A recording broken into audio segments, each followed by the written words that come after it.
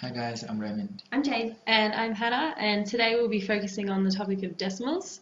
Oswald states that fractions and decimal work begins in level 1, so recognising and describing 1/2 as one of two equal parts of a whole. Level 2, recognise and interpret common uses of halves, quarters, and eighths of a shape and collections. Level 3, model and represent unit fractions, including a half, a quarter, a third, a fifth, and their multiples to a complete whole. Level 4, investigate equivalent fractions used in contexts. Level 5, recognise that place value systems can be extended beyond hundredths. Compare, order and represent decimals. Level 6, add and subtract decimals with and without digital technologies and use estimation and rounding to check the reasonableness of answers. And level 7, round decimals to a specified number of decimal places and connect fractions, decimals and percentages and carry out simple conversions. And in this presentation, we'll be focusing on level 5, which centers on place value. Students need to recognize that the place value can be extended beyond hundreds, thousands and millions, and be able to compare, order and represent decimals. Before getting into decimals, it is essential that students have prior knowledge of basic fractions, the appropriate mathematical language, such as place value, digits, and decimal points, and a proper understanding of place value, so knowing the tens, hundreds, and thousands.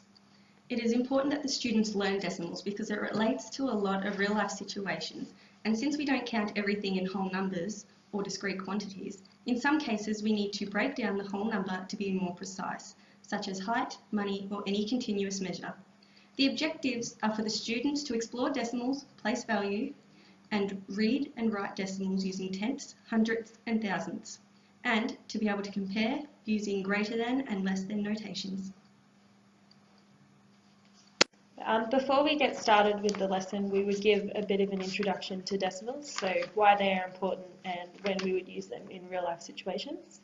Actually, decimals appear all around us on a daily basis. A day hardly goes by that skips encountering decimal notation.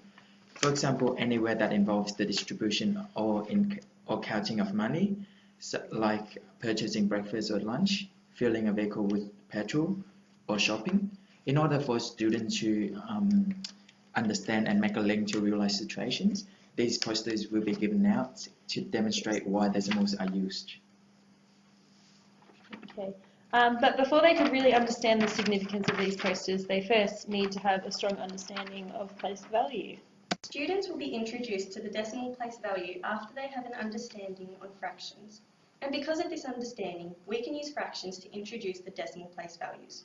For example, you would have on display a 10 by 10 grid, then ask the students how many boxes make up the grid. Once the students agree that the grid is made up of 100, you would get a volunteer, which I have Raymond, to come up and count a row of 10 or a column, which is 10 squares, and shade it. Then ask your students what the shaded part represents, and they would answer 1/10 of a whole. This is where you would ask the students to explain, or you could explain to the students, ways in which we could write this as a decimal. It could be written as 1/10, as a decimal, 0.01, or as a fraction, 1 and 1/10. The 0 is before the decimal to demonstrate that the number is not yet a whole. The first place to the right of the decimal is the tenths place. Now this can be a misconception when they are first learning, as ones usually comes before tenths. So before you go on to this, you must make sure that that is established. And then once that is done, have the students come up and shade in only one square of the grid. Raymond?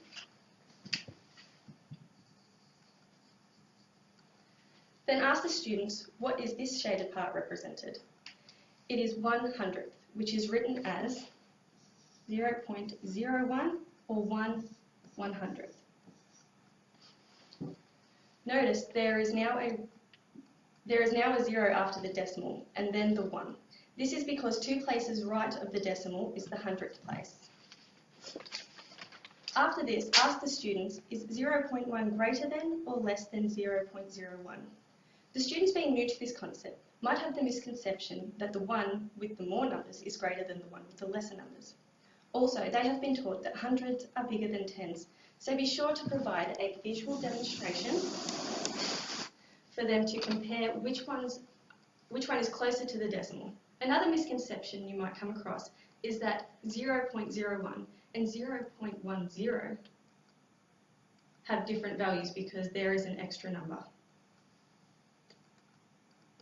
So once students have a solid understanding of place value, it is essential for students to learn how to read and write decimal as well. First of all, the word decimal really means base on 10. We sometimes say decimal when we mean anything to do with our numbering system, but a decimal number usually means there is a decimal point. As you can see, it's here. At a level 5 of Auswell's, students are expected to recognize that the place value system can be extended beyond hundreds, which can go to thousands and 10,000s. It is fundamental for every student to keep a copy of the place value chart, which goes beyond hundreds. So I've got it here, which I have also demonstrated on the board. One of the great strategies for teachers to access students' prior knowledge is to demonstrate an example of how to read and write decimals correctly. For example, 17 and 591 thousandths, we are focusing the numbers after the decimal point. So there are three possible ways of writing it. So the first way is 17 and 5/10ths, 900ths, and 1,000ths. The second way is 17 and 5900ths, 1,000ths. The third way is 17 and 591 thousandths. The misconception that students might come across is to read and write decimal points as dots or points, where it is correctly regarded as and 933 thousandths, and we're asked to compare them. We would try to find out which number is the larger one and which number is the smaller. Our first step would be to disregard everything right of the decimal place and focus on the whole number. We know that 54 is bigger than 40, so therefore it is the bigger decimal number. We would write this as 54 and 274 thousandths is greater than 40 and 933 thousandths. However, when the whole number is the same, that's when we look to the rest of the number. So if we had the decimal numbers 36 and 274 thousandths, and the number 36 and 618 thousandths, these whole numbers are the same. So we then look to the number in the tenths place first. These two numbers are not the same, so the larger number in the tenths column is the larger decimal number. In the tenths column, we have the 2 and the 6. So we would write this as 36 and 618 is greater than 36 and 274. Most students will be fine with the comparing of the whole numbers, but run into trouble when the whole numbers is the same. Students tend to think that the longer the number is, the larger the number is, the longer it is. This thinking, however, only works with whole numbers. Another misconception students may have is the opposite of what I just said. So some students will then say that the shorter number is the larger one, which is also incorrect thinking. A good activity to get students learning and feeling comfortable with comparing decimals is the decimal numbers between. This is an open-ended task that has many correct answers. For this, you ask students to write down 15 numbers between 3.1 and 3.4, or you can choose any two numbers that you desire. Some students will tell you that there are only two numbers between there are only two numbers between, so they would say 3.2 and 3.3. This shows you that they are not thinking past tenths. Getting students to make a number line will help assist them so they have a visual representation. So you would draw maybe a number line. You draw a number line on the board and fill in the information that we do know. So we want numbers between 3.1 and 3.4. Next, we would fill in the numbers that they have told us. So we're assuming they would have told us 3.2 and 3.3, but then we also need to explain that this can be, again, divided into many parts. So here would be 3.15 and 3.25, 3.35, and so on. It can just be kept being broken down. Another activity is less than, more than, which is also an open-ended task. You can do it as a class or individually, it doesn't really matter. It just depends on what level your students are at and what you're hoping to achieve with this lesson. If you were doing it as a whole class, you would write on the board something a bit like this. So only using the one number with a whole lot of spaces. You would get your students to come up with numbers to fill in the gaps that would make the statement true. And in this activity, there are multiple numbers that you could use.